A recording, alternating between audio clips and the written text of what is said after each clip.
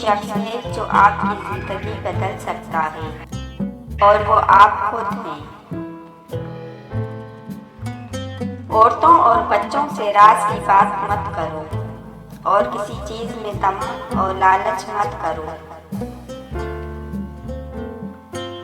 میں نے بولنے پر بارہا افسوس کیا ہے، مگر خاموش رہنے پر کبھی افسوس نہیں ہوا۔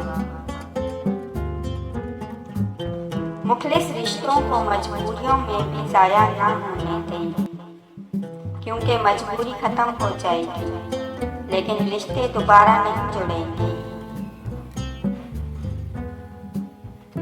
عقل مند کو اپنے گھر میں بچے کی طرح اور اپنی قوم میں مرد کی طرح رہنا چاہیے۔ سنی سنائی بات دیکھی ہوئی بات کے برابر نہیں ہوتی۔ انسان کو سب سے زیادہ تکلیف ہی تب ملتی ہے جب وہ غلط انسان سے اپنی زندگی کی ساری صحیح امیدیں جوڑ لیتا ہے۔ بچپن کا علم پتھر کی لکیر ہوتا ہے۔ توبہ میں دیر نہ کرو، کیونکہ موت اچانک آ جاتی ہے۔ دوست سے راز کی بات مت کہو، ہو سکتا ہے کل وہ تمہارا دشمن بن جائے۔ علم دل کو شاداب رکھتا ہے، جیسے خشک زمین کو بارش۔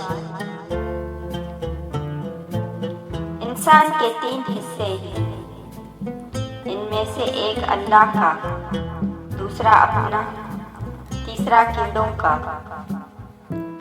جو حصہ اللہ کا ہے وہ روح ہے، جو حصہ اپنا ہے وہ عمل ہے، جو حصہ کیڑوں کا ہے وہ جسم ہے۔ احمق خاموش رہے تو عقل مند سمجھا جاتا ہے۔ لالچ سے بچو، کیونکہ یہ ہمیشہ کی فقیری ہے۔ جس نعمت میں شکر ہے اس کو زوال نہیں ہے، اور جس نعمت میں کفر ہے اس کو بقا نہیں ہے۔ دولت تقسیم کی جائے تو کم ہو جاتی ہے، علم بانٹا جائے تو بڑھ جاتا ہے۔ خدا کے لیے جو کام کرو اس میں بندوں کا خوف نہ کرو۔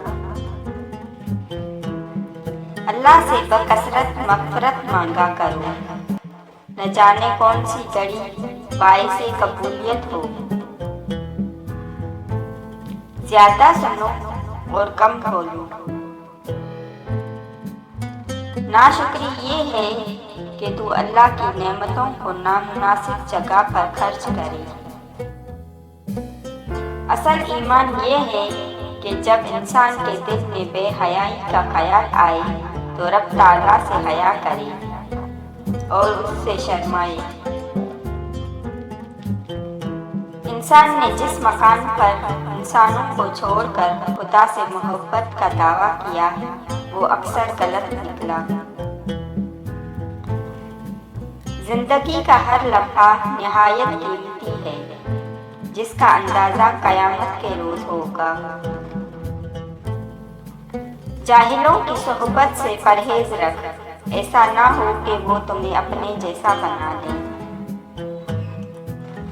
جو بات تم اپنے دشمن سے چھپانا چاہتے ہو اسے اپنے دوست سے بھی مت کہو، ہو سکتا ہے کہ وہ بھی کسی روز تمہارا دشمن بن جائے۔ حضرت حکیم لقمان سے پوچھا گیا، کیا موت سے زیادہ تکلیف کا لمحہ کوئی ہے؟ آپ نے فرمایا، جب کوئی سفید پوش انسان انتہائی مجبور ہو کر کسی کے آگے ہاتھ پھیلائے، تب اس کے لیے وہ لمحہ موت سے زیادہ تکلیف دہ ہوتا ہے۔